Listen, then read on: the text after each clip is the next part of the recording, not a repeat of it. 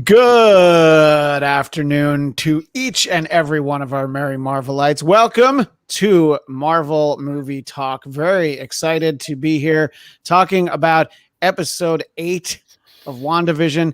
We've got plenty of other news to talk about. We're well aware that Spider-Man has a title. We know about all this other stuff, but I feel like it's very important to start with Wanda to really just kind of dive in and go from there. And it's always important to start off with the most important thing. We're going to talk about all the spoilers. I don't know why you think we wouldn't. If you haven't watched it, you shouldn't be here with us. This is your time to leave in 3, 2, 1. Okay. So now you really, it's on you at this point. And I guess I probably clicked on it a little bit sooner than I should have. I think I was on the 2. But you know what? It's a little bit of being obnoxious. That's the world we live in. You know what? That's you don't really need me to hold your hand and count down. In any case, we have so much to talk about. I am Christian Bladt as always. And it would be weird to not go in the order that we're being presented in on screen right now. Very excited to have with us for the first time on this show, Elena Jordan. Hey, I'm so excited to be here. Very exciting to see you. And our friend Jeff Williams Jr. will be joining us in a little bit. Jeff, Elena, and I met doing the Legion After Show over on AfterBuzz TV, which is actually, like, I don't know, 2 years ago now, believe it or not. So there's that. But and with me, as always, is, of course, the man who puts the X in X-Men, Michael X. Shirley. Michael, great to see you. Oh, it's wonderful to be here. And pitchers, catchers, and Eric Connor do report this weekend. So, Eric, thank you for being with us. Very exciting to see. And look, Daniel Drew, look who he's excited to see being on the show. You know, the rest of us, chopped liver. He sees us all the time, but now he's like, I like that literally covered my square like Mike in Monsters, Inc. Yeah, that's true. Look, anytime a comment goes there, yeah. Well, that's all right. Well, we'll put Viz away for a little bit, but we'll get back to him. So now, Elena, I am excited to have you on because you've been posting on social media. You have a lot of theories. We'll get into the theories, but let's start off like we do every episode of this show. We're going to go around. We'll go clockwise and get everybody's thoughts on episode 8. We've only got one more next week. That's it. So your overall thoughts on episode 8, Elena? I loved this episode. I loved it. I am very excited because it's setting up, I think, a really good finale. I think there are some twists that have been introduced. And also, I mean, it confirmed like a lot of theories that I think some people had too. So I was into it. And we'll talk later about why I'm mad that I didn't catch on to White Vision from the very first episode, because there's actually a spoiler hidden in the calendar. Well, and then you could also talk about how long it took for you to catch on the WandaVision part of the title.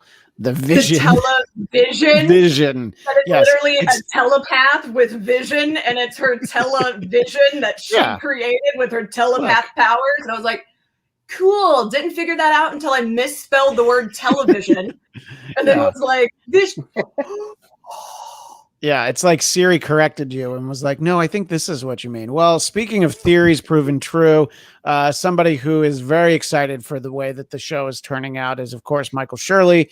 What were you excited to see in episode 8, Michael? And what are some of those? Oh, I know, but let's talk about it. Wait, does it have anything to do with that? Oh, it so does. I called this like a week ago today. Yeah. What was it? It was about 3:45 in the morning, my time. I texted Christian yes! That was That's true. That's all. I figured he would be up. And I don't know. I just knew it was coming. We were all tired of that old scary looking costume he's been wearing for a while. Yeah, exactly. I'm trying to show everybody. There it is. And yes, 1:44 my time. That was really, really big for me. Yeah. I really enjoyed that. But going into this show, I was a little bit like, what is this Scrooge McDuck, like the Christmas Carol crap? Like, but I did find, like it, to me, it seems like Agatha or Agnes or whatever you want to call her, that she's scared of Wanda. And I think she really wants to teach her, but she's also scared of her at the same time. So it was neat to see her kind of jump back and forth from like slight mentor to like even having her kids like on this like telepathic chain. It was just kind of like I felt like she was just going back and forth, and I think they want us to be guessing what's going on with her because I've got a couple of ideas. I think she is obviously impressed, a little terrified by what she is, but how do I get this immense amount of power that I don't have? How can I steal it from myself? And if I can't steal it from myself, how can I put a little beetle in your ear, a little Pete Best, if you will? Thank you very much. Eric Connor, your thoughts overall on the episode and the reveals that we got. Well, as he may or may not have requested before the show, Michael X, Shirley, I speak your X. You marked the spot, brother. You nailed so much of this. So I feel like, this is a zone free, full of spoilers, but also your vision, pun intended, of the future of the show, you nailed it. And so when White Vision appears, first of all, I was thinking Billy Idol. White Wedding can easily be changed to It's a Nice Day for a White Vision. But I was also thinking of wait, what were you going to share, Christian? It's okay. No, not yet. I was getting ready and it popped up. Well, it's okay. It didn't show up the way it was supposed to. That was that definitely doesn't show up the way it should. There is nothing there, so you can keep talking. Put our nose to it and slowly pull away until the image appears. That what? That's one way that might actually work. I'm not quite sure, but you can keep keep going through some of the particulars. Yeah, but I thought it's funny. This episode, like. Nothing too shocking on that end. It did feel like so many things we had discussed, guessed, thought, played out in ways that sort of expected. I actually did enjoy the narrative approach. Maybe the only prediction I think I got right was that these last two episodes would actually not be one style of TV. I thought that these last two would be a straight up kind of like two-parter. But one it did connect with was there was an episode of Family Ties many years back called obviously many years back because they don't make new ones. But My Name is Alex. Hey, by the way, not yet. They don't make new ones. Yet. You give it 5 minutes. Frasier's coming back. Everything's coming back. Yeah, could be two. It'll be there's there it is. My Name is Alex. Michael J. Fox stretching for his third Emmy, where he's talking about his friend who we kind of never met, who somehow dies and was so tragic that he then has to spend an hour monologuing and going through various artistic sets. It's actually a pretty good episode. And so maybe it's a reference to that, but yeah, I mean, look, if they really wanted us to care, they would have killed Skippy, but oh my God. Yeah. I think people wrote in wishing for Skippy's death. It would have been an easy. I believe that the actor who played Skippy wrote in for that. In any case, I did see that, and look, it is a very similar framing device, but obviously it's sort of It's a Wonderful Life treatment that Wanda gets. Right. And Elena, I think it's this week and last week. Never have people been more excited / shocked by revelations of stuff we'd all guessed, like Agatha Harkness. The fact that was so apparent from the very beginning, because as soon as her name was Agnes and she knew everything, Agnes. maybe not even in the first episode, but pretty early on. And her saying the Scarlet Witch, every outfit, the big A's earring, just one. I was like, guys, come on! I thought of something. One giant ass earring, What was that, Michael? Something really interesting. Agnes Moorehead, who played the Mother Witch on Bewitched. Yes. Oh, I don't know. I kind of was like, maybe that's a little nod to her. I think you're right. I think it definitely is. I think it's an abbreviation for Agatha Harkness, but then also yes, Agnes Moorehead. So and we get that, and then it's like look, a lot of people tweeted variations of this, like when she calls her the Scarlet Witch. Like, well, yeah, we've known who she is since they introduced the character, but somebody said it. I was wrong about that. Yeah. Well, I think Darcy was going to name her, and I think that's what. Yeah, you're definitely right. Yeah, that is what you said, and I think that's why they hit us over the head at one point earlier in the series. I think it was episode 4. I was like, doesn't she got one of them fancy superhero? Yeah, yikes! Doesn't she got one of them fancy superhero code names? And they're like, no one calls her anything until now. So, Elena, some of these revelations we've gotten the last couple weeks, and just as we start to dive into what we're actually getting from the story at this point. Do you want me to go into do you want me to go into what I think? Yeah, because there's some more stuff to talk about in terms of the episode itself, but I think we're knocking on the doors of theories, and is there Michael just gave an example of something that he predicted wrong. Was there something that you thought was coming that you were like, oh, I was actually way off on that? Is there something from earlier episodes that has since been disproven or likely disproven? Yes. Okay, so here's my overarching theory. I think director Hayward is literally the director. He's directing the scenes. He's the one who put the letter in her car to make her go to this place, because he was initially trying to push for Wanda to try to revive Vision because nothing else had worked. And so at that point, he really needed her to do this. So he manipulated her to make her basically create this world, not knowing fully what it was going to be, but knowing that it would probably be something observable, especially because of where Sword was kind of located and when they kind of go to this anomaly as well. It was, kind of assumed that he knew where it was going to be, that something was going to happen there.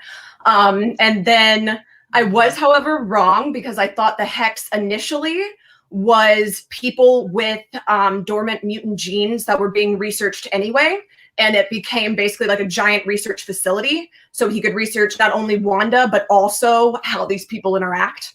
Or like how they would react to the radiation to see if it would activate the genes. Yeah. That wasn't true at all. No, so that's like a Mr. Spock theory, because you're playing like 4-level chess. Yeah. And this is just on a regular, regular 2-dimensional or 3-dimensional board, So yeah. But I do think my big theory that I still think is correct, and I know everybody is like Mephisto, like obviously.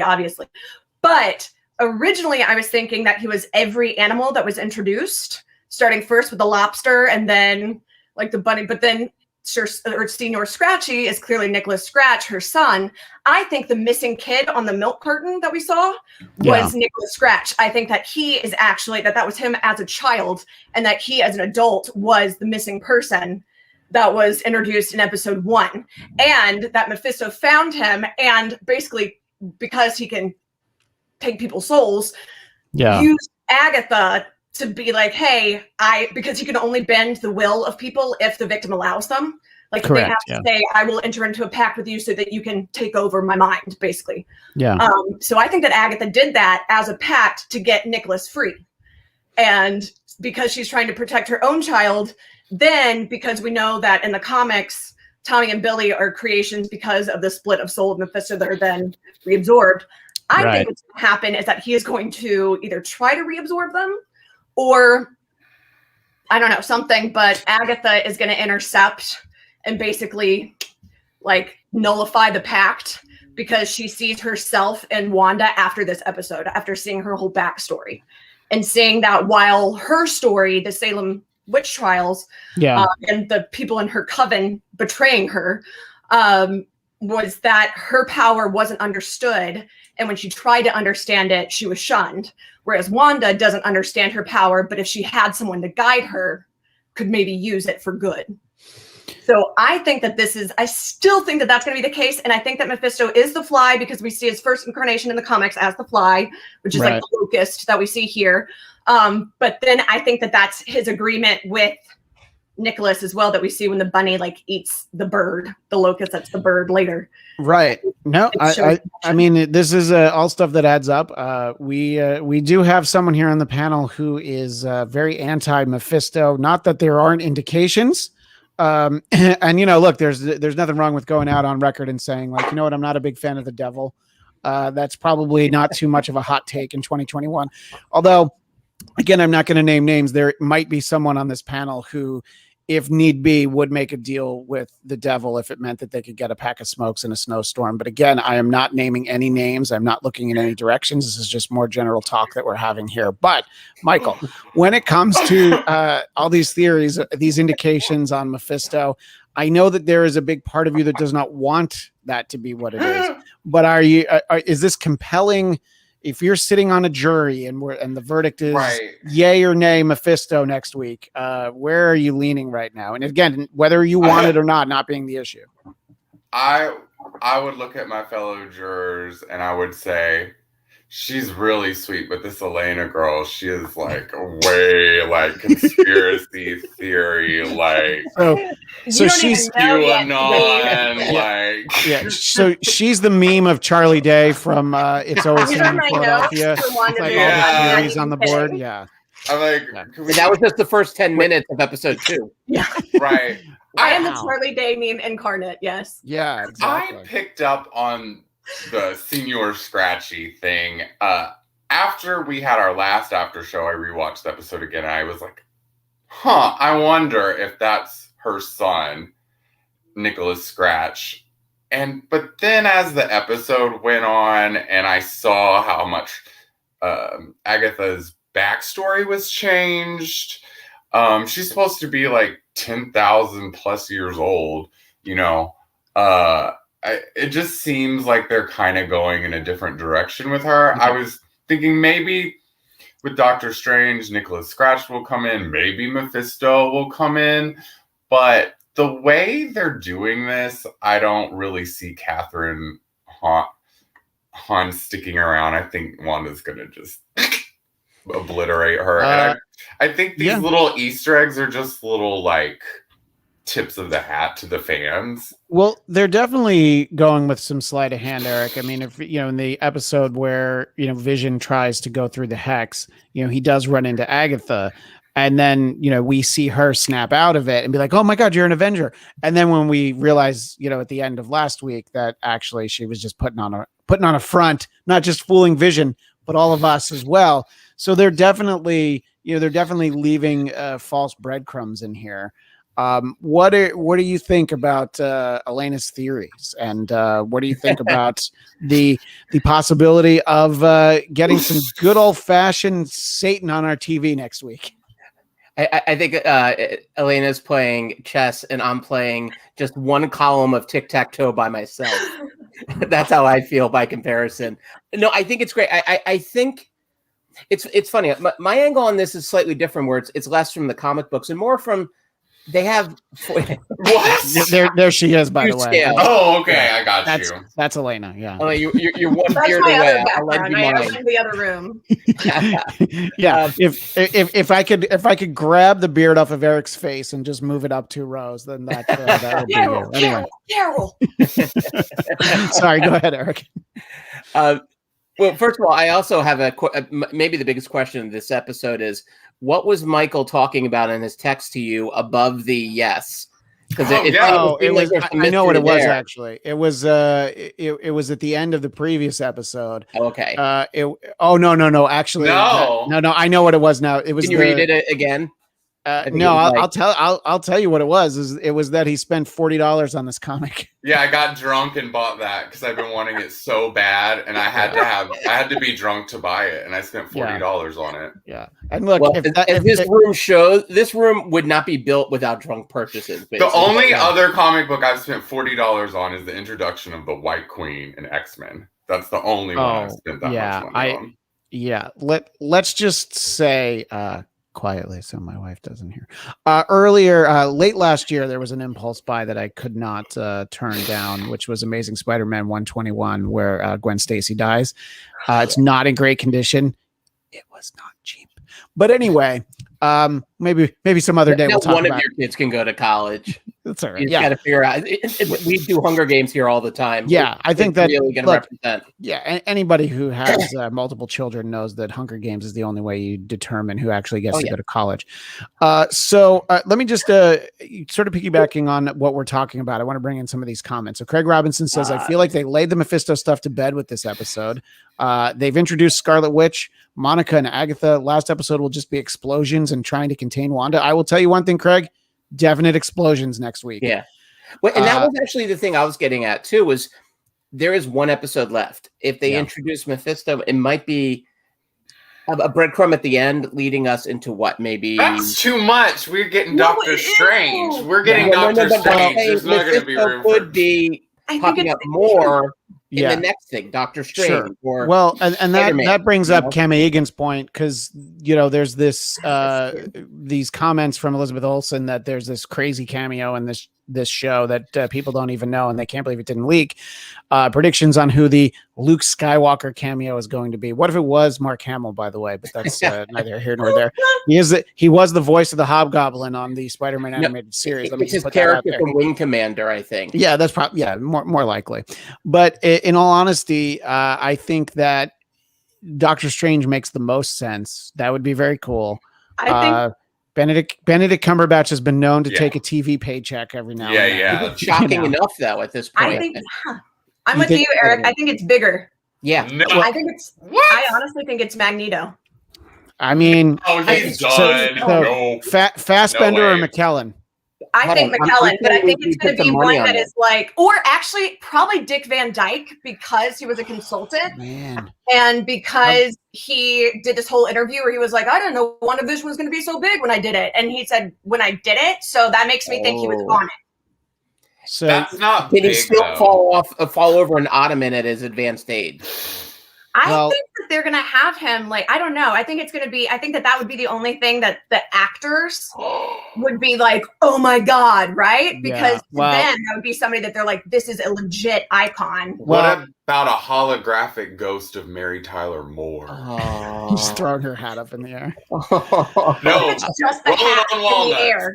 It's a hat hanging. The hat is the cameo. The hat literally honestly, if Dick Van Dyke is on this show, he will. If I knew how to clip this out, I'd clip it out for next week. If Dick Van Dyke is on this show, he'll be playing Mephisto. He's going to reveal himself to her in a form that is warm and look, he's had a little bit of a varied career. I mean, look, how many seasons did he do Diagnosis Murder?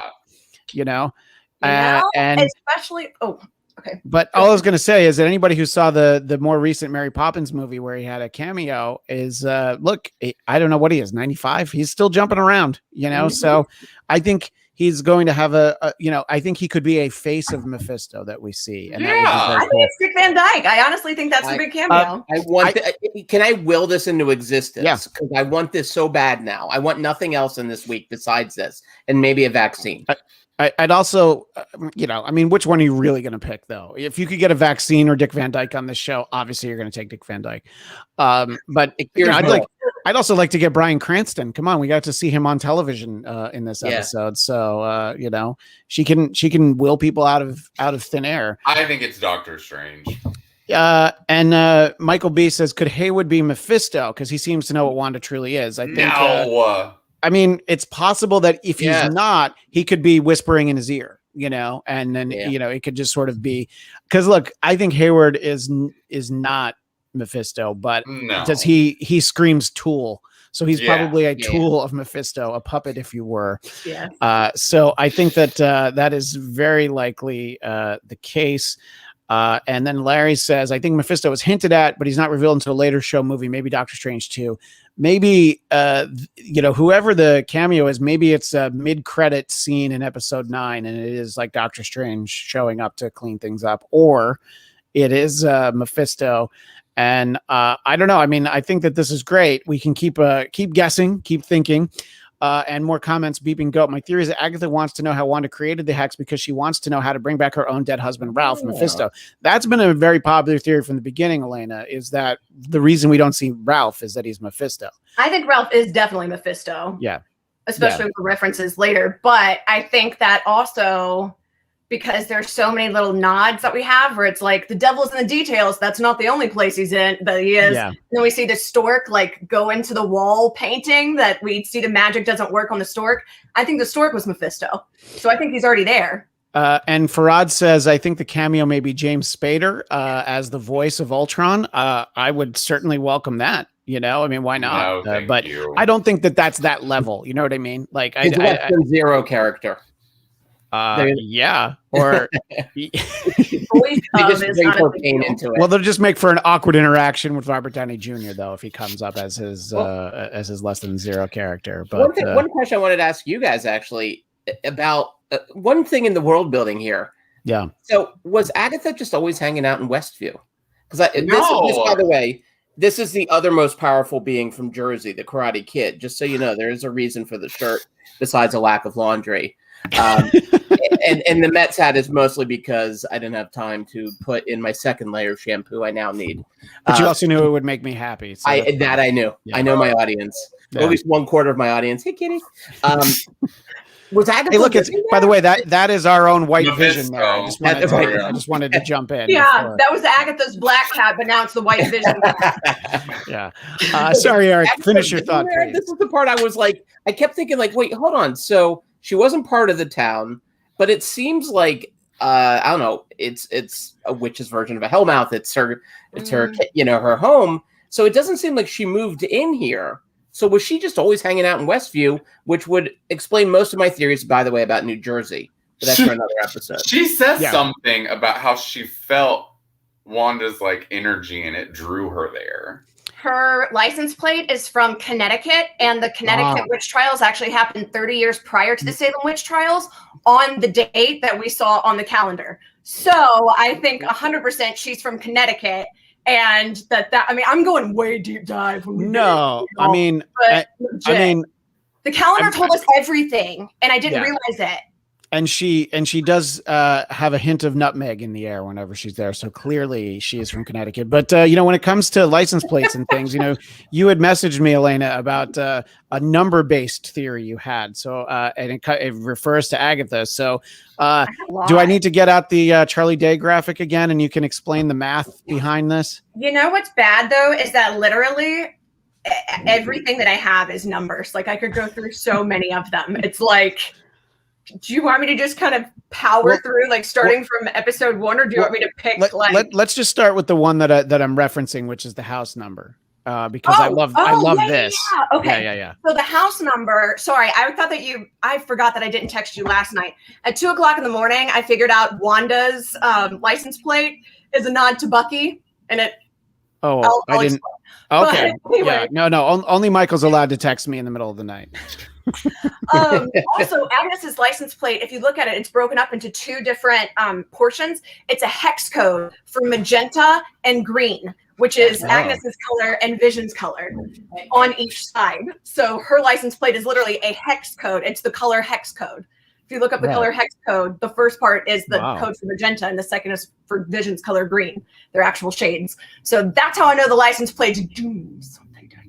Okay. But the house number, we know in the comics that we're on Earth 616, but in the MCU, we've been on Earth 2800. Yeah. Wanda's house number is 2800. Agatha's house number is 2804, which I think is an indication that Phase 4 is going to take us off this Earth, basically. But then the specifics of each are revealed in each episode of who I think we're going to see in Phase 4. Each number nodding to a character that we're going to either revisit or introduce. Yeah. And I mean, this is the stuff that I love. And this definitely warrants having this come back up at this moment. But yeah, look, I love this level of detail. And I saw you tweeting out a lot of these things. And that was a big reason why I was like, I don't know why we haven't had you on soon. Oh, yeah, you were unavailable last week. I was like, that is why we didn't have you on sooner. But yeah. And look, I have the downer of a theory that this, they've tried to establish that, I mean, they had Monica say that the twins were from Wanda and that they were real, but I still stand by the earlier comic book story where when she's not paying attention to them, they don't exist, and so they're not real, and that's going to make for some tears.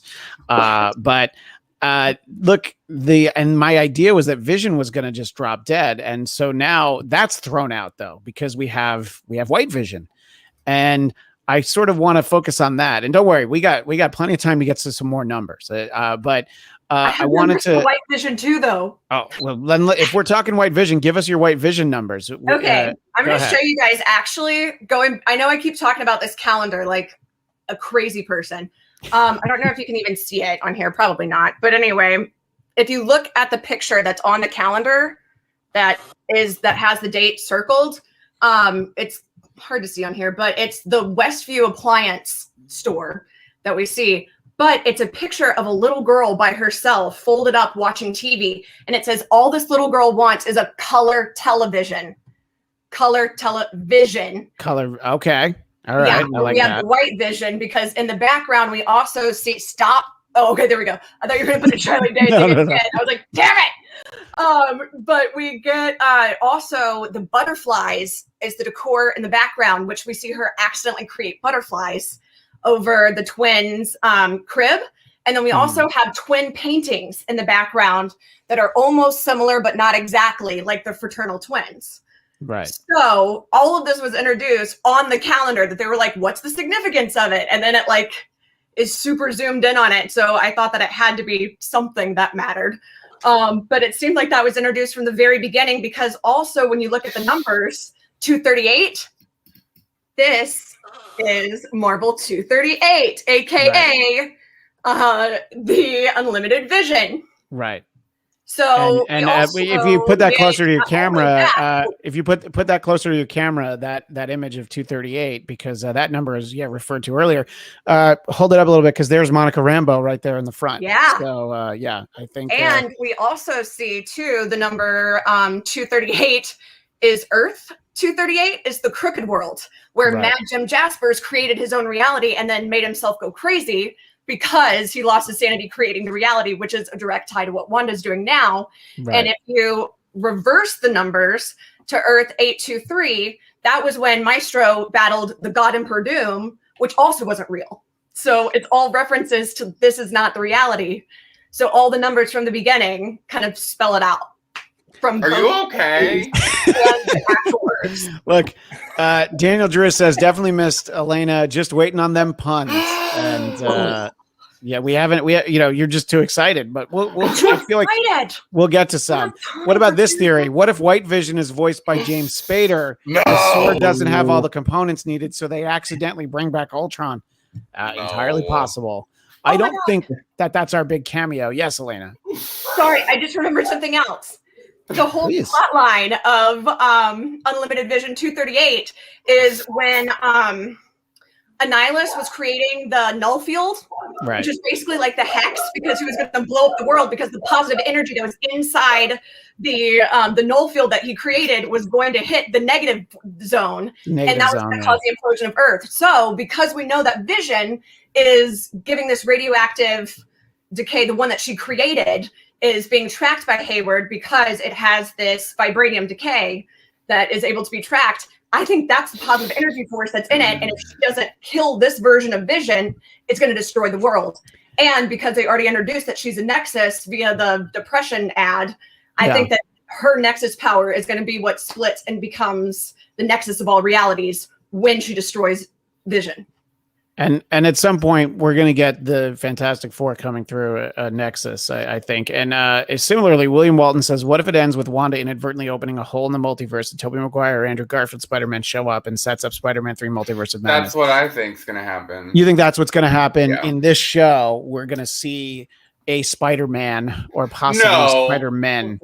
No, I think she's going to make... I think that's why they're going to get all those Spider-Men and all those old villains because of what she's doing right now. Sure. And by the way, Elena, Lee Jones blowing his mind. The Spider-Man thing, though, wait until we get into that, because those numbers actually, based on the title that was revealed, it kind of, I think, goes with my theory that not only are you right, Michael, that it's going to open the multiverse, but it actually shows us the new characters that we're going to introduce based on the Earths that we see referenced. And we actually get the entire plot of Spider-Man for the new movie. I think numbers? The entire plot from this. Yes, there's a hidden Easter egg that tells the entire plot of the next movie. Well, if you want me to say that. I mean, you just brought it up, so and we'll get back to WandaVision. Don't worry. But that was I would say there's a few key news items this week, and I would say the biggest one outside of anything from WandaVision was that we finally got the title for Spider-Man 3. The title being Spider-Man No Way Home, and I think that I tweeted this that the title is a very interesting thing from the release, but those 4 words are not as important as the other 3 words in the post, which are only in theaters. And I was very quick to say, just like Black Widow, because they're not giving you these movies. This isn't Warner Brothers, you know. This isn't the Tom and Jerry reboot. Okay, this isn't a Wonder Woman movie that they knew was trash. You know, they're like, no, you'll go. You know, and I mean, look, we talked about this last week. New York City's going to be open for movies. Who knows? You know, you'll have enough people that can go see it, and they'll just figure it out after the fact. So I think that the title can mean a lot of things. And instead of getting opinions that are just based on gut and intuition, you've got cold hard facts. You've got more numbers. Numbers about Spider-Man. I got so many numbers. Are they Spider-Man numbers? Are they? Is it another 238, which is the first appearance of the Hobgoblin? You know, is it 252, which is the introduction of the black suit? See, now I'm just trying to show off. Give me a minute, I'll find it. Is it 129, which means we'll get to see Frank Castle, the Punisher? It's all right. You just I don't actually think that we're gonna see 129, which kind of bums me out because you don't think we're gonna. You don't think we're gonna get little references to certain worlds that I didn't see referenced in here. So I was like, there's some that I was like, okay, but. It's all right. You guys talk about in true Zoom fashion. You can raise your hand when you want to show us your work. Okay. I know, right?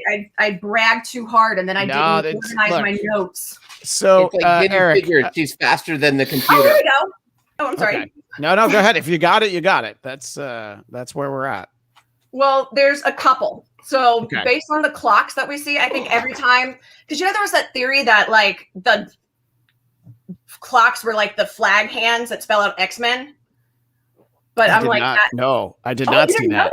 No, was that what? Clocks that spell out X? Because what? Because X is 10 o'clock. Is that why? No, because like if you look at the actual I'll pull it up, like the flag language or whatever that they have, like for airplanes. This is not my theory because I don't know jack crap about planes, but I love that you have all the theories. Spell out the word X-Men. Here you go. I want that to be right. I think it's a little over the top. This one, I'm like, okay, guys, I don't know. Farad knows what you're talking about. Semaphore flags is what you're speaking of. And wait, where was that? So it spells X. Jeez. Yeah, but I honestly don't think that that's what it is. I do think that the clocks are indications, just like the calendar, because I think that it's time and space, and it's saying like how they're related is because any indication of time is actually showing us the location, the space. Right. So it's showing us Michael, I think what we're going to need after the show ends is them to go back and all 9 episodes, they'll do like the old VH1 pop-up video. So they'll be like, this clock is here. This means this and that. And, you know. You're just making my hands sweat, girl. Like, I'm just like. You know, we're referencing, and we will, of course, circle back to Wanda. So we have every indication because we know that Doctor Strange is going to be in the Spider-Man movie, which we now know is called No Way Home. So is maybe not the signs from the flags and the clocks, Michael, but you feel pretty confident that that's really where we're heading, sort of as the comment from the chat that we posted, right? That this is really what's getting, what's steering us into the multiverse aspect of that Spider-Man movie, which will then refer to the movie that has the word multiverse in the title, Doctor Strange and the Multiverse of Madness. So do you think that that's what the title they're saying? No Way Home, because nothing's ever going to be the same again. Right. Exactly. I was thinking that that's what it means. What do you think about the title, Eric? And thoughts on really on where Spider-Man's going to factor into all of this? Well, first of all, next time I buy a Powerball ticket, Elena, you're coming with me. Yep. Good call. I'll even buy you all the Slim Jims you need. Brain food. It's funny. I was thinking of that expression, like when you run out of real estate, you only can go up. You can only build up. That's what I'm kind of feeling like, in terms of the real estate of Marvel right now. It's like, yeah, they kind of have to build up. They have to go to the multiverse. They have to go to space. And so I this idea that at the end of this series, it's going to feed right into Spider-Man. Because it's funny, we were so focused on Doctor Strange about cameos and what's the next chapter of the story. But really, Christian, Spider-Man's coming out before or after Doctor Strange? Before, because Spider-Man will come out this Christmas, only in theaters, and Doctor Strange is I don't know, sometime next year. I think like November, unless I'm mistaken. But so it makes sense. It would tie. I mean, even though they've been telling us all along, WandaVision, Wanda's going to be part of that movie. That's not new information. But the idea that this could tie into Spider-Man a little bit better, that makes a lot of sense to me. I mean, that talk about getting us excited to put our life and limb on the line to get back in the movie theater. Black Widow, maybe, but Spider-Man multiverse, probably. Let's just look at the odds. There's virtually no other way to put all these other Sony characters into this movie without a multiverse. Yeah. So I think so in episode 4, this is when I think that this is when they reference Mephisto. They reference basically Silver Surfer number 3, which is the first time that we actually see Mephisto ever referenced in the comics. And we also know that in that one, he manipulates the Sorcerer Master Pandonium. That's when it is to do the 5 shards, and then, it's the whole thing with the kids. But the main thing is that he actually joins up. He makes a deal with Spider-Man because in that one, Aunt May is going to die, and he heals Aunt May in exchange for Mary Jane and Peter not ending up together. Right. And basically retconning them being together because he just hated their happiness. But here's the big thing. Mary Jane also asks Mephisto if basically in exchange, like her part is that everybody who now knows Peter's identity, nobody will know his identity anymore. Yeah.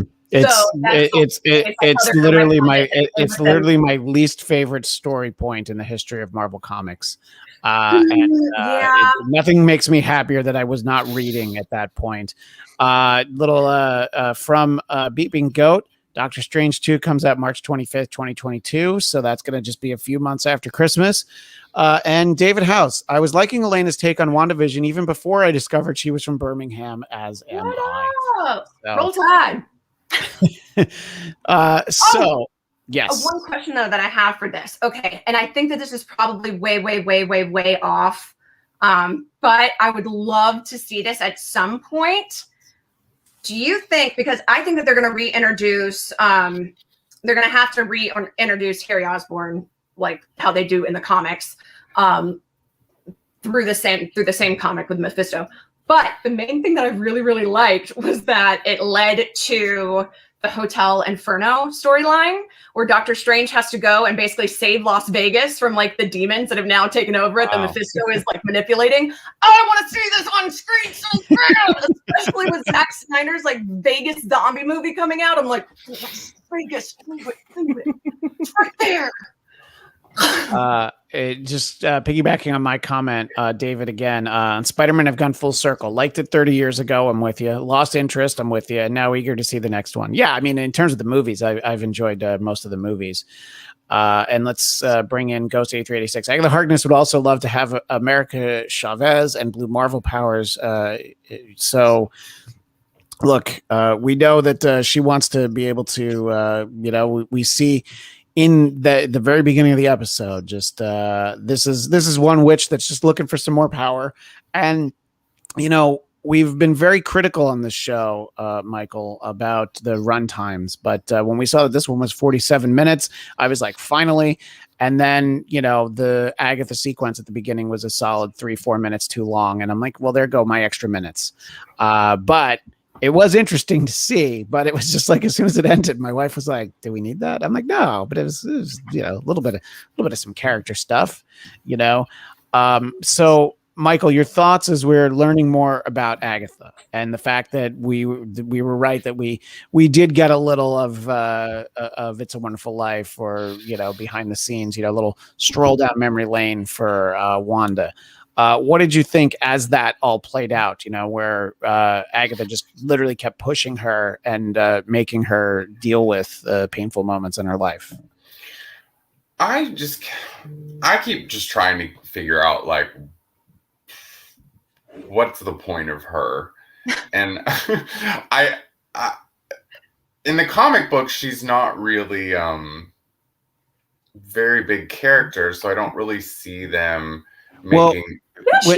But when she's introduced, she's also like a very likable, like she's a friend of the Fantastic Four. I mean, she's a babysitter. She babysits Wanda's kids. Yeah, they could go for like 50 issues without seeing her. Sure, that's why I say she's not like a big character. Look, in the FF, she was a little bit bigger than Willie Lumpkin. And I don't feel like I'm going too far out on a ledge there. She's just never, she's never like been in a team. She's, I don't know. I don't really see them taking her far. I don't really think that she's a bad guy. I don't kind of buy into this Mephisto her thing. Right. Well, here's what I would think. I mean, Elena's theory that, she wants her son back so she would be more inclined to do things for Mephisto.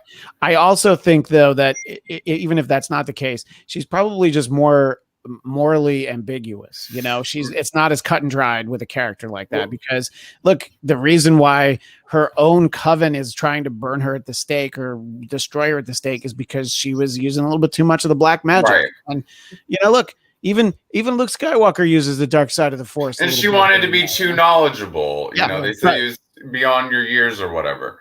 I don't know. I think that she is like if they're going to keep her around, I think that she's going to be a mentor to Wanda. I don't. Yeah, I could see that. I think that would be a good role for her. But you don't like the actress, though, so you don't want that to happen, Michael. I felt like Agatha looks more like the woman who played her mom in the Salem scene. Like, it was just... Yeah, well, that's fair. Yeah, I mean... Aunt May is not freaking a smoke show like Marissa Tomei, and nobody's complaining about that. That's why I complain about that. Yeah. Aunt May's not Sally Field either. Aunt May is the Aunt May in the first three, in the Sam Raimi ones. Like, to me, that's Aunt May. But... yeah, you can obviously she's scared of Wanda, is what I think. I especially in this moment where she realizes, I think she probably thought she had the upper hand, but now it's like, oh, is she going to try and like, what can is she thinking? Let me ask you, Eric, do you think that Agatha is wondering like, oh, I got to get rid of this bitch because she can destroy me, and she doesn't know that yet. She doesn't know how powerful she is. I'm still holding the cards where I could probably get rid of her and hopefully steal her power in the on the way to it. What do you think? Well, I had a weird thought about like, why did she let her out of that basement, basically, where the powers were gone? And then it's like, well, great point. Let her out. She got out, which would then maybe that's the thing that made Agatha be like, all right, I got to use these kids now as bait. Because she was able to get through a place. Suddenly she got her power back, which means, Agatha is realizing she does not have the upper hand. Catherine, I don't see Agatha going beyond this, I have to say. And I'm a huge Catherine Hahn fan. But I do feel like there's so many other characters. Like I was like thinking about this, even with like, where's Marvel going? Will we get to Secret Wars? Well, part of the whole thing of Secret Wars is you had such a wonderful rogues gallery, of villains, and we don't really have that many yet. And I feel like to do another serving of Agatha, I don't know how that would play. I do think I don't see Agatha's time going beyond this. I could be wrong. And I didn't look at the calendar in the back of the scene, so the answer might be there. But I feel like Agatha's time is coming to a close. And I could see that. What were you going to say, Michael? I don't think she want. I mean, I don't think she would. I think if her son is the rabbit, she turned him into the rabbit to get rid of him, because we know that she and her son do not have a good relationship. Well, Larry says, I think Agatha is actually looking for a way to defeat what says Memphis, which I'm sorry to which trying to defeat Memphis, then the world. Yeah, trying to defeat Graceland. But no, why she's drawn to Wanda's power. But I love this comment from Michael B. Are you ready for some next level? Are you sure Wanda's not still in the basement? Oh, yes. Maybe her body's still there and she's still tied up. Also, she did try to sway her mind with the insect. So, I mean, there's a few of those things. But the idea that we might not see her anymore after this makes sense, because it could just sort of be she gets what she wants, and then Mephisto's there, and he's like, yeah, this is what I really want. This is an ability that, we were talking about how you basically have to let him sway you. But if he's got somebody who can generate, I mean, to be able to generate vibranium and artificial intelligence and the approximation of the vision that she knew, I think the sky's the limit in terms of what she is able to generate. I do want to talk a little bit about just the performances in the episode. I think especially from Elizabeth Olsen. I think that there were some great moments, I thought, where we just see her dealing with the pain she's had all of her life. And boy, they sure figured out a way to do this without bringing Aaron Taylor Johnson in, aren't they? There's definitely that one scene where she touches the Mind Stone where it's like, he could have been somewhere in there, couldn't he? But who knows? Maybe he was unavailable. Maybe he was doing Nowhere Boy 2, the John Lennon Goes to the Beach. Who knows what he's up to I next. stand by my theory. This whole show was just created to get rid of him. The entire series was just one long, expensive anti-Johnson and Aaron Taylor Johnson. Yeah. And I think that we saw some good stuff, and then just sort of the revelation that, well, why do you think that bomb didn't go off? You think it was just a fluke, And I think that it was nice to see her helping put those things together. And it was very helpful of Agatha, of course. Her intentions not entirely pure, but I don't know. I think we got to see some great performances out of her, and to some extent, Catherine. I got a question Go ahead, from Mike. that. Yes. That stalled bomb. Yeah. So had she been experimented on after that? Right. Yeah. Okay. Yeah, and I think what Agatha says is that you had this dormant like witch powers basically that coming into contact with an Infinity Stone. I mean, and she kind of sees the future that she's going to be the Scarlet Witch, basically. They get the mutant word. They're getting close to the word mutant. I almost thought like, is she gonna? No, I thought she might say nope.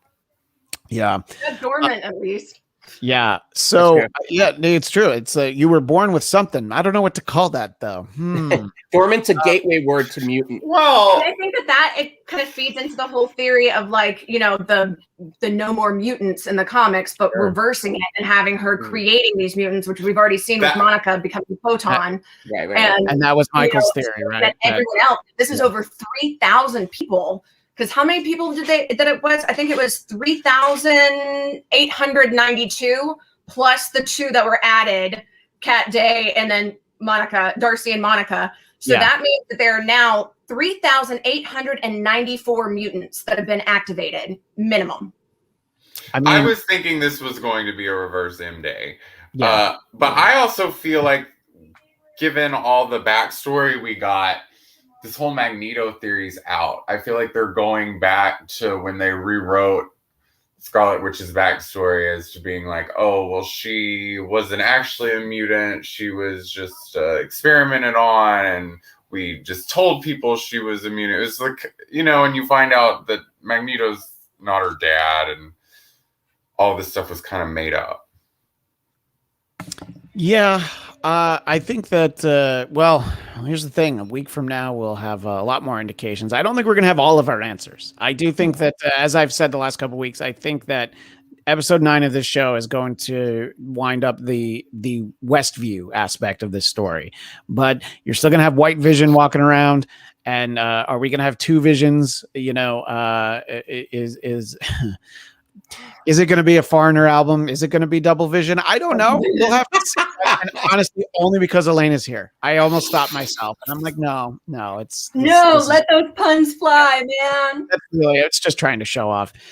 I was gonna make a like me going nuts walnut pun, but then it was just like it made me too sad, man. It was just a pocket full of walnuts. But well, what do you think about that, Elena? Given that you're really rooting for this Magneto thing, and given the backstory that was retconned kind of with him. I feel like that it could basically like reintroduce that and be like, okay, Magneto was like OG, and if he actually was the father of Pietro and Wanda, then it would make sense that they would have like the dormant mutant genes, and then having it activated with the Mind Stone that then would allow her to basically change, as we see, the cells on a molecular level. Then she would be able to actually change the cells and turn them into mutant genes, even if other people didn't have those dormant genes. So I think that it would make sense that they would have, like, at least later on, some sort of reference to Magneto, especially if we're going to get X-Men, which I think we are based on some other here. But, you know, I feel like it's not going to be brought up right now. If it's anything, it'll be like a small allusion to it, because I don't know. There's some allusions, like even with the book, because, well, I'll wait.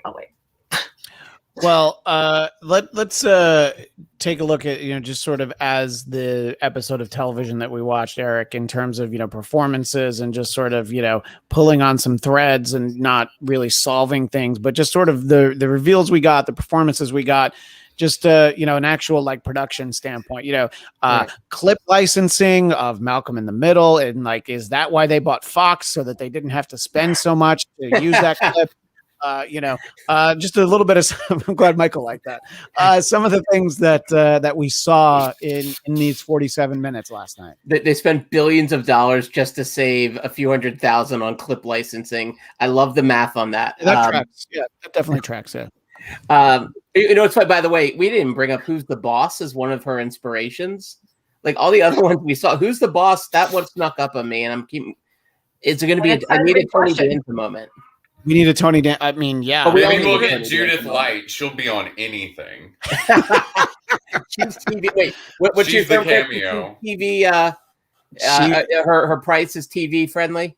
Oh, she's like $50 an hour. She was a recurring on SVU at one point. I think I could hire her just to show up to my son's bar mitzvah in November. So, which I'm sure would make him incredibly happy. Why wouldn't you want to meet Angela Bauer? You know, I mean, come on.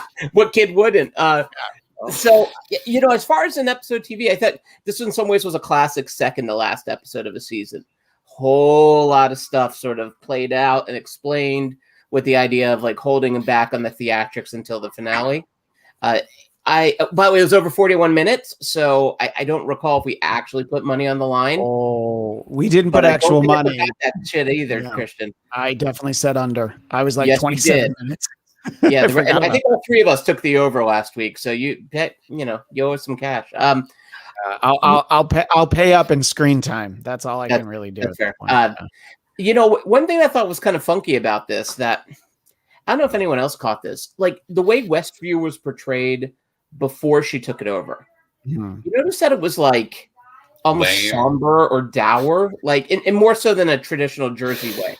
Just like, there was something really off about the place, which it's this idea of like now they all become mutants. There's something about them. That this I'm digging that, because it didn't seem like a normal small town. It was less Westfield, New Jersey, the real town, and more Camden. It was way more Camden, New Jersey. Oh my God! You got all of that. I've driven through Camden many a time, often as fast as I possibly could. We don't stop. What were you going to say, Elena? Eric, you just made me think of something. What if they were being observed by Hayward, like my OG theory that I dismissed, and that town, and that's why he faked the deed to say this is the place. and that actor wasn't created There by are no and accidents. it had an address. My thinking about the deed that. was that it was, I mean, then it wasn't revealed to us. I don't think it was just sitting there in the car. I think she had it. It was like something she found in Vision's effects, perhaps, when she was cleaning out his room at the Avengers compound. Also, I think he possibly presented it to her as a gift, and it was like, yeah, this is for us to grow old together. So do you actually think Vision has a room? Well, yeah, he does. What does he keep? Like pens? No, it's established. He does have a room. He just walks into her room all the time. What does he put in his room? I mean, he doesn't eat red face paint. Sweaters. Yeah. Sorry, go on. Yeah, we should have a contest. Someone design Vision's room. Yeah, and we'll sweaters. It's just gray sweater over and over, like Doug. Yeah, we'll give you a box set of Who's the Boss season 4 as a gift. Yeah, our friend Farad Muhammad actually said that he thought that Agnes's character in the '80s episode was a reference to Mona on Who's the Boss. So I would have to rewatch. I would love to have the time. I don't know if I am. I would love to next Thursday, rewatch these 8 episodes heading into episode 9. Anybody who knows me knows I'm just not going to have the time to do that, but I want to. Let's just put it that way. I would like to, but I don't know that I'm going to get to. So, Michael, just sort of as because we should transition and talk about some of the other news. Just sort of overall, performance wise, what you thought. Did Catherine Hahn win you over at all in this episode, or can you just not wait for a Thanos snap to get her out of your life? When she was in that outfit up in the air with the children, like that, I felt like I could feel the character. Okay. But when she's got that ratty hair and she's acting like some off-Broadway actress, it just doesn't really get. It just doesn't really get Judith me. Light? Hey, there's some great performances off Broadway. I thought we were going to be friends, Michael. I was wrong. Theater is. Oh my god, theater is like. No, but off Broadway. We're talking about dinner theater in Camden. Okay. Like Ellis Avenue. Yeah. Dinner and a carjacking. Yeah, look, I've been really impressed. I've said kind things about Elizabeth Olsen in the past. I've said that she's the talented Olsen sister. I've said she's the pretty Olsen sister. And she's also the one who's, you're seeing more of what she can do, because look, we've said this many times on the show. If there weren't this series, we would know very little about the character of Wanda Maximoff, and she may never become the Scarlet Witch, because look, Vision and Scarlet Witch were not getting a movie. That was never going to happen, not even a direct to VOD movie. And getting this series to really get to know them, in some ways, I was talking to my wife about it afterwards. It's in some ways it's better than a lot of the Marvel movies, because of the amount of character development, the amount of time. We know them so much better than we know a lot of the other characters that we've known, on screen for 10 years now, because we've spent so much time with them. In regards to acting, I feel like Tiona Paris has just stolen the show. She's been great. I think more than anyone, more than Elizabeth Olsen, even more than whatever Vision's name is, I forget. I feel like she really shows her star power for the Marvel universe. I agree. And I agree with, there was a comment much earlier, I can't find it and put it up on the screen, but whoever said it, I agree that she was missed, Randall Park was missed, and Darcy. I would like to have seen just a little bit of them. I did miss, especially because of the way that, the mid-credit scene in episode 7, where Fietro, as he was coined in this episode, which I thought was a nice touch. Snooper's gonna snoop, or whatever he said there. Yeah, where's that? I thought it was great. I love that. Where is he? That I like that. Yeah. So that was the most disappointing thing, is that we didn't get any continuation of that, but I feel like we'll get that next week. So Elena, in terms of, the enjoyment and the watching and all of that, just sort of your feelings for what we got on this in terms of storytelling and, everything that was featured on screen. I mean, I thought that this was just beautifully done. I think that everything about this show is amazing, and I think this episode was no exception. I love too seeing the brooch that we see on Catherine Hahn and having it track and move each episode and how she's gonna wear it. And then this one was the first time that she like doesn't have it, or last episode technically was when she didn't have it with the kids, and then we finally see it in the actual Agatha Harkness place, the location, like in the comics, and then have that throughout this whole episode and see her outfit that looked like the comics. Like, I loved it. I thought I'm gonna sit here and just stand Catherine Hahn because I'm like, F you, Michael, she's brilliant. That's right. Hey, look, she gets Agatha all along song herself.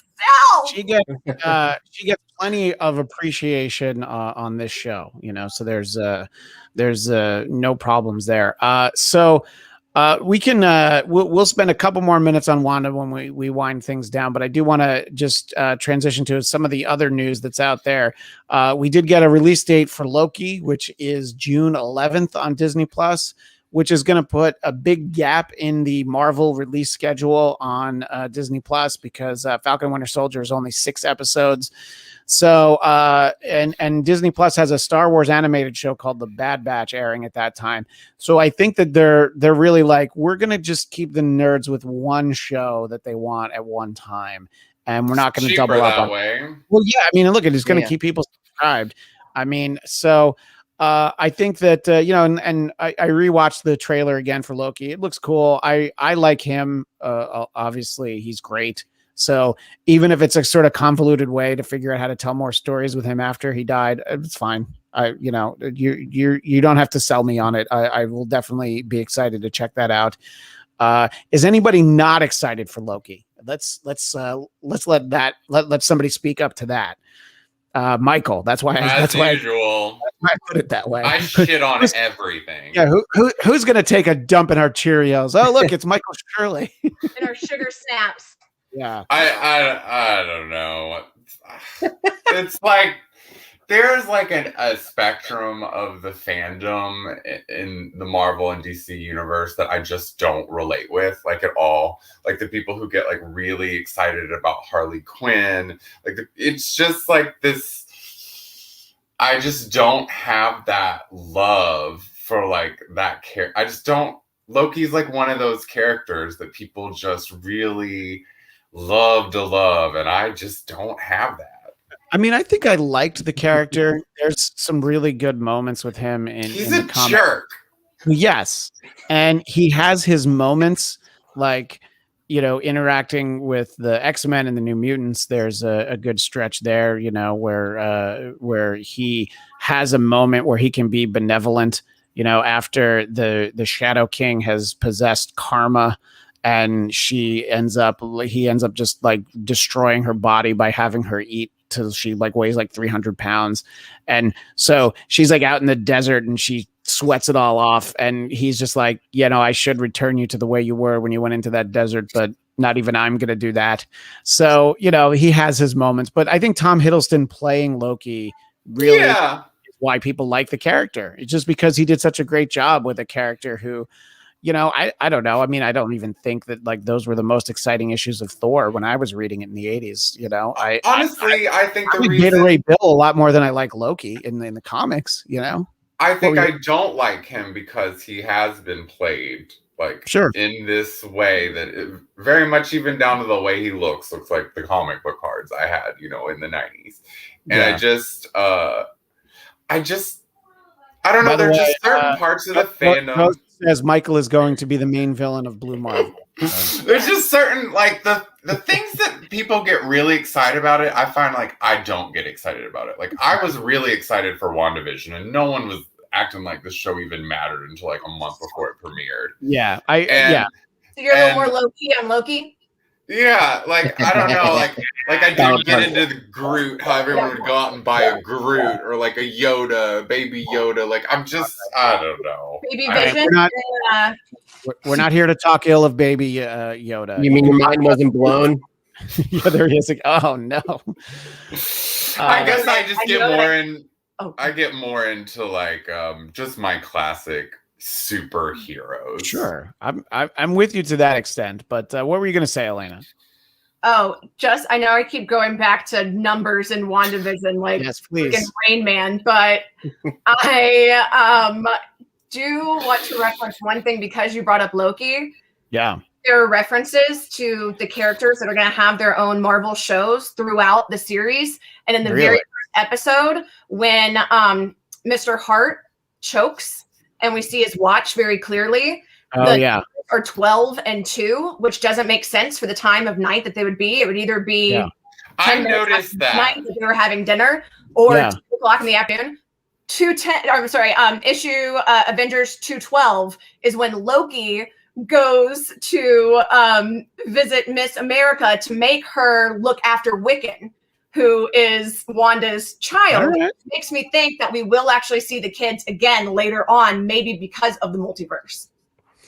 And look, I hope so. I love all the number talk. We should do a special on just the numbers, Elena. So one of the other bits of news that there was in the past week, we want to make sure that we we factor it all in, is we did get look, a lot of the Hulu projects have been shelved, as it were, but this is one that's still happening, which is MODOK, and we have a date for MODOK, and it's May 21st on Hulu. And that's the interesting thing too, is because that sort of does fill that gap before Loki, as in terms of when we're actually going to see the series, when we're going to get something else, we're going to get MODOK at that point. And look, I think that this is obviously a very silly take on let's be completely honest, a very silly character. So I think it's the only way to do it. And I think that the reason why this went through when a lot of the other stuff didn't, even Howard the Duck and Tigra and Dazzler, all these other shows, because Feige was like, I wasn't doing anything with MODOK anyway, so go ahead. What did you say? What in Dazzler? I'm like, excuse me? Do you want me to call her Tigra? Was that going to be a show? Yes, I had a friend. All right, we'll talk about this later. I had a friend who was writing on that show, who wrote episodes of that show. Tigra's referenced in the numbers too. Oh, she is. Of course she is. Agnes too, when she said she's a tigress, and then we later see the tiger in the kitchen. It's a reference to the Tigra episode or the issue. Yeah. Well, I'm excited for that show just because it'll be different. I like Patton Oswalt. I think he's funny. I think he's a good choice. If you're going to do a comedic take on MODOK, Michael, I feel like you're going to skip that just entirely, because why would you pay for Hulu? You're going to check out MODOK? Why would I pay for Hulu? I have Hulu. That's a dumb question. It's a dumb statement. I'll watch it. Maybe Gwenpool will drop by. Maybe Gwenpool. Hey, if Gwenpool drops by, that'd be cool. They've been working them together a lot. Yeah. What do you think, Eric? Is MODOK something that piques your interest because it's just so crazy looking? Oh yeah, no. I mean, you don't watch MODOK. Doesn't scratch the same itch, at all. So you go to MODOK because you got some extra old beer in the fridge and you need a show to go with it. Now, I will watch it, and my kids I know are excited about it. So that will definitely be family fare. But yeah, I mean, you were bringing up all these other shows. I mean, Ghost Rider was supposed to come back. Like we've had these other properties where they sort of got pushed off to the side. So I am really curious, like how they're going to work them in. And I know that's been hinted at a lot and questioned. Will we get Daredevil? Will we ever get a Punisher back? And I mean, the truth is, like, those shows were such a different animal than what we have with this Marvel universe. So sure. It would be a really odd marriage. I don't see. Yeah. No, I agree with that. And the style, everything would be so different. So it would take such a rebooting of even the characters down to their core that it in some ways it almost wouldn't matter what the original shows were. Right. And Elena, I'll get your thoughts on MODOK in a second, but because you brought it up, Eric, Kevin Feige made these comments where, somebody had asked about, rebooting the Netflix shows. And he said, well, those shows were very popular. They were well done. And there's a tremendous fan support for Daredevil, Luke Cage, and Jessica Jones. Long pause, crickets. And then people are like me is like, why no love from my man, Danny Rand? Ain't nobody saying anything about Danny Rand. I love me some Danny Rand. And it's just me looking for Danny Rand, looking for I Iron think the fandom for that show begins here and ends over there. Yeah. Michael, I think that was it. It's right here. Yeah, exactly. So that was not lost on me, Mr. Feige, but that's all right.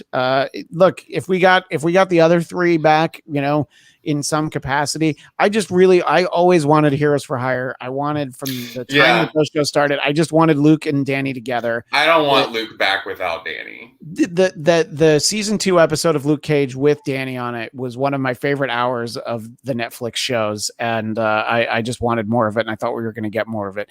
So, Elena, what do you think about the prospect of getting some of the Netflix characters, and just overall, when you look at MODOK, are you just all in, hoping that there's going to be some puns?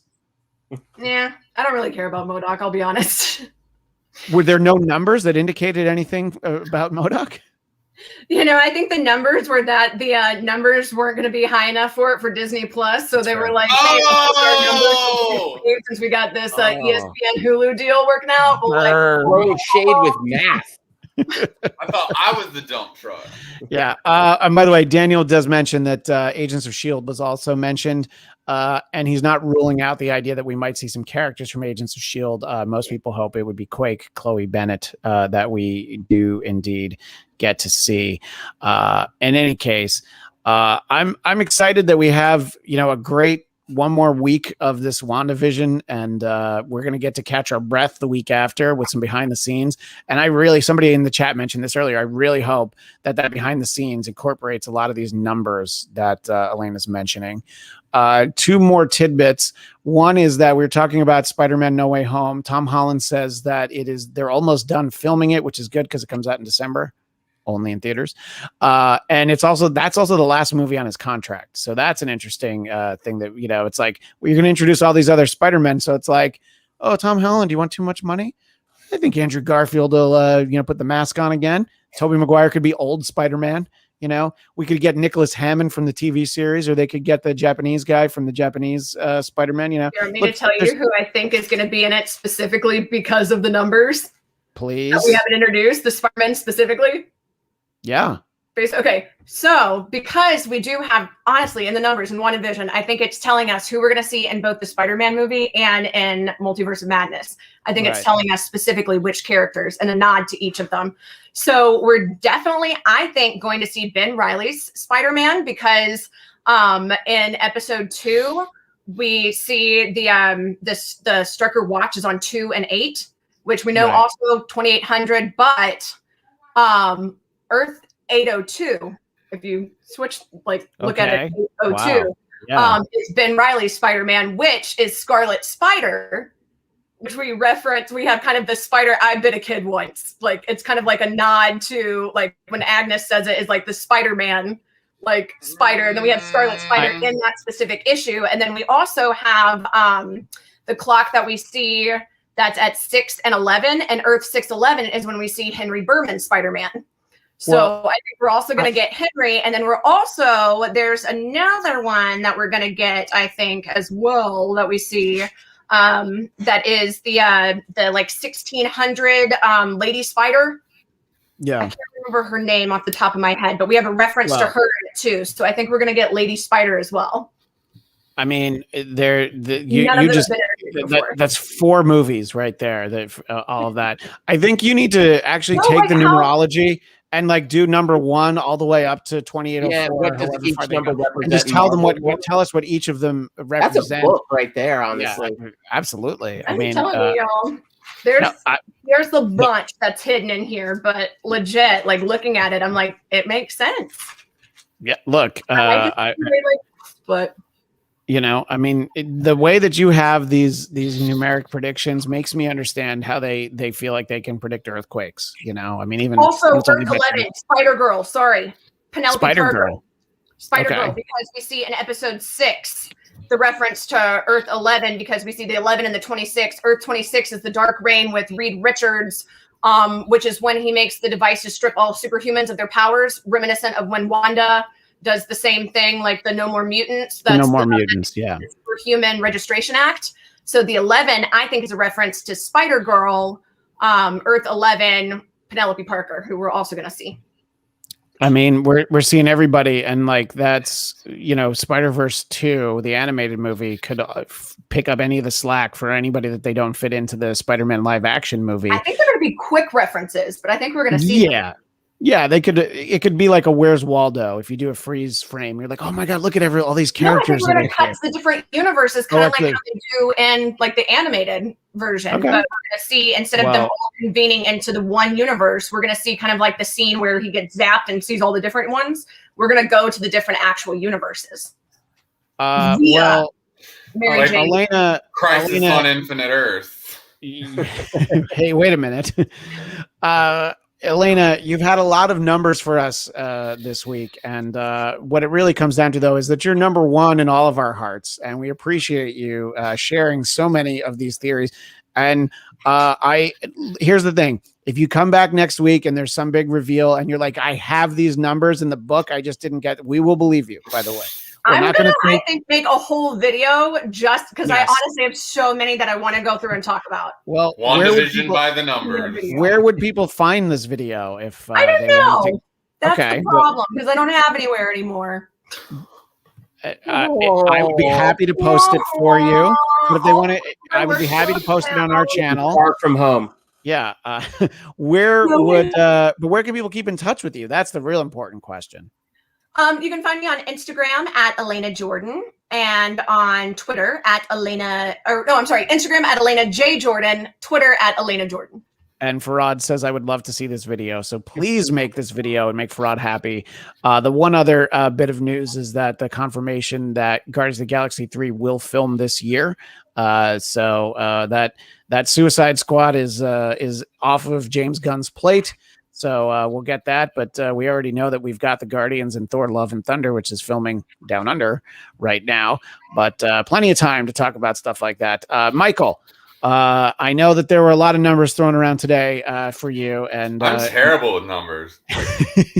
but not $40 on a comic when you've had one cocktail too many. You know that those numbers go right out the door. I'm bad. That's all right. Michael, if people want to keep in touch with you and share their theories and any of your theories, where do they do that to keep tabs on? Right. Well, you'd probably want to do that at Michael X Shirley on Twitter, or you can just look at the random things I post and buy on Instagram. I hate Michael Shirley. And I hate Michael Shirley, but you're the only one who does. And Eric, where can people keep in touch with you and your sweet Mets hat? Thank you. At Count Eric Connor is my Twitter and Instagram handle. And I very much enjoyed feeling like I just walked into Pi, as Pi means the Marvel Cinematic Universe. I could play one of the background Hasidic Jews. Happy Purim, by the way. Oh, yes. Thank you. Oh, my God. All those who know what the term Chag Sameach means. Yeah, well, I stopped myself. The Blackcast. Thank you, Elena Jordan. You are Queen Bee, beautiful, from Sky the Boss 96. We very much appreciate having you. I feel like we'd be doing a disservice if we didn't have you back next week, if you're able to join us to just sort of point to the numbers. I don't know what happened to Jeff. Jeff was supposed to be with us, but I think he saw there were so many numbers, and like the old Gerald Ford SNL sketch, he's like, I was told there would be no math, and he just tapped out. No, we missed having Jeff with us this week, but I'm sure he'll be back next week. You can follow me on Twitter and Instagram at ChristianDMZ, and if you enjoy watching this show, please subscribe to the Blackcast YouTube channel. You will always know when this show's going live. For now, it's Fridays at 2 p.m. Pacific, 5 p.m. Eastern. And you can also find our other shows, including the Blackcast and the political show that we do called Biden Time. That's a pun. And you can find all of that content there. Thank you to our many, many contributors in the chat, to our wonderful panel. And we really look forward to being back next week to talking about the finale of WandaVision, which is less than a week away right now. So we will see everybody then. As the great Stan Lee would say, Excelsior!